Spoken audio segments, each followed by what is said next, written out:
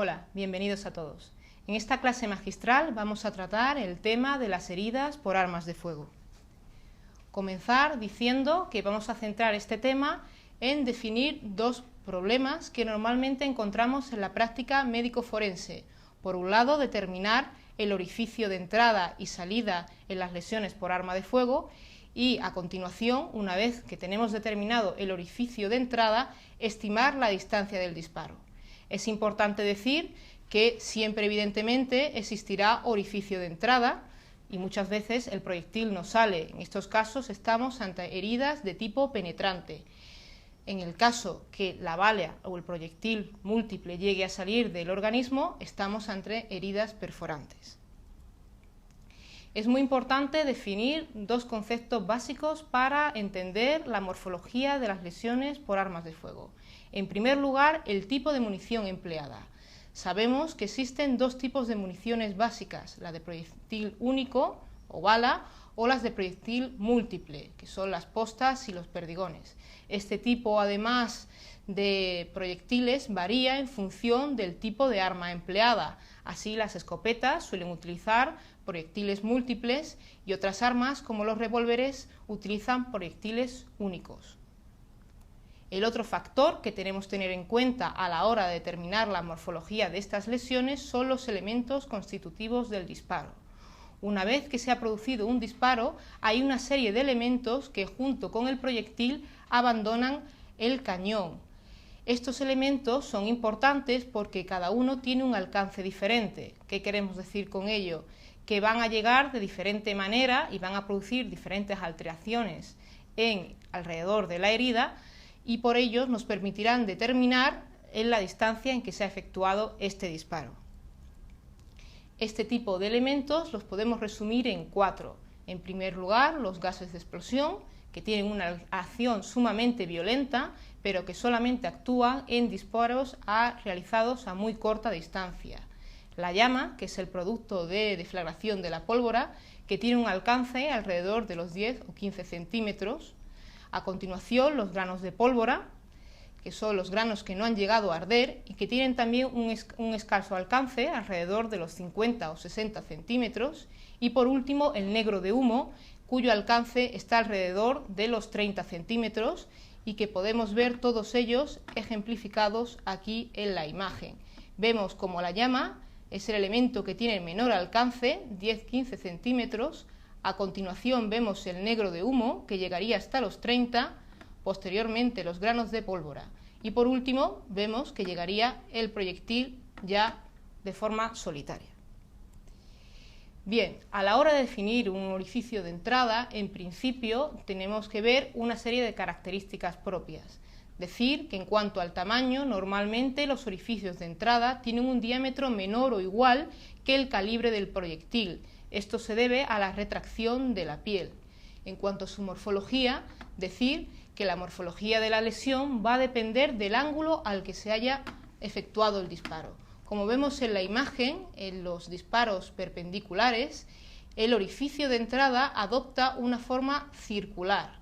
No así en los disparos que llegan de forma oblicua, donde el orificio tiene una forma mucho más ovalada. Sin embargo, son dos los elementos que nos van a llevar a poder determinar que nos encontramos ante un orificio de entrada por arma de fuego. El primero de ellos es el anillo de Fish, que no es sino una modificación de los márgenes de la herida. El anillo de Fish se puede dividir en dos aspectos. En primer lugar, el collarete o cintilla de contusión, que vemos aquí reflejado en la parte gris. Esta cintilla de contusión se forma al percutir el proyectil sobre la piel. La piel, al tener un contenido elástico, en principio se deforma hasta que finalmente el proyectil penetra. Toda esa parte que se ha visto dañada por el proyectil durante su entrada se ve abrasada y forma lo que será la cintilla de contusión. Alrededor de esta cintilla de contusión se sitúa el collarete de limpieza, que es una parte de la piel que queda limpia de los residuos del disparo debido a la propia acción del proyectil al penetrar. El otro elemento que tenemos que tener en cuenta es el taraceo o tatuaje. El traceo tatuaje está formado por los elementos del disparo que hemos visto anteriormente. Son el producto de la llama, que sería la quemadura, también los granos de pólvora, que se sitúan de forma perilesional a la herida y que conjuntamente con la llama formarían el tatuaje indeleble, aquel que no se va con el agua, y por último sería el negro de humo, que este sí, si mojamos o limpiamos la herida, desaparecería. El orificio de salida, sin embargo, presenta una forma mucho menos homogénea que el orificio de entrada. Su forma y tamaño, por tanto, varían mucho. Normalmente sus márgenes, como podemos ver aquí, son mucho más irregulares. Muchas veces es simplemente una zona rasgada. Puede ser normalmente incluso mayor al de entrada, debido a que la bala en su salida aparece ya deformada y puede ir acompañada de esquirlas óseas. Además, decir que aunque no es muy común, en los orificios de salida puede existir cintilla de contusión en aquellos casos que el proyectil sale sobre una superficie dura y flexible, por ejemplo, un cinturón. Pero el elemento que nunca encontraremos en el orificio de salida y que por tanto siempre diferenciará al orificio de salida del de entrada será la falta de los elementos propios del tatuaje, la falta de los elementos del disparo. Un caso especial que debemos tener en cuenta son las heridas producidas por proyectiles múltiples. Los casos anteriormente reseñados se refieren siempre a heridas por proyectiles únicos. En el caso del proyectil múltiple tenemos que tener en cuenta que puede haber un único orificio de entrada si se ha efectuado a muy corta distancia, como vemos aquí, pero también puede haber muchos orificios de entrada en función del número de proyectiles que hayan llegado al cuerpo, ¿no? Cuanto mayor sea de la distancia, mayor y más dispersos aparecerán estos proyectiles. Es muy importante tener en cuenta este tipo de munición debido a que es la que normalmente se utiliza en las escopetas de caza, que suele ser una de las armas que más aparece dentro de nuestro territorio nacional. A continuación, una vez que hayamos determinado el orificio de entrada y el orificio de salida, deberíamos pasar a estimar la distancia a la cual se ha efectuado el disparo. Vemos que podemos definir hasta 4 tipos distintos de distancias: la realizada a cañón tocante, los disparos realizados a quemarropa, los disparos realizados a corta distancia o los disparos realizados a larga distancia. Todos ellos, como veremos a continuación, van a estar diferenciados por la presencia o no de los elementos del disparo. Así, en los disparos realizados a bocajarro, a cañón tocante, vemos que es cuando el cañón está en contacto directo con la piel. Los bordes de la herida normalmente aparecen ennegrecidos y quemados, y además podemos encontrar incluso residuos por la parte interna de los bordes, ya que todo el material que sale del cañón entra dentro del organismo. Un tipo especial de este tipo de heridas son las heridas en boca de mina de Hoffman, que es la imagen que vemos aquí, que se producen en las heridas a cañón tocante normalmente sobre el cráneo. ¿Qué ocurre? Al proyectar el cañón directamente sobre el cráneo, los gases de explosión entran y diseccionan la piel del hueso, produciendo esta imagen estrellada.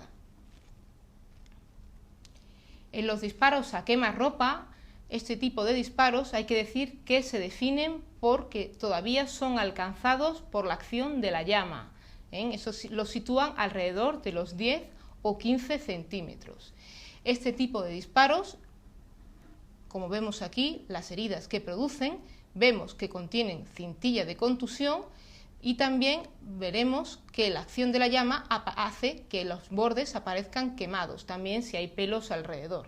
El tatuaje va a ser especialmente denso y vemos que además siempre será más denso en la posición de la cual proviene el disparo. Como vemos aquí, hay mayor densidad de tatuaje en esta zona, el orificio además tiene una dirección un tanto oblicua y nos hace pensar que esta era la dirección del disparo.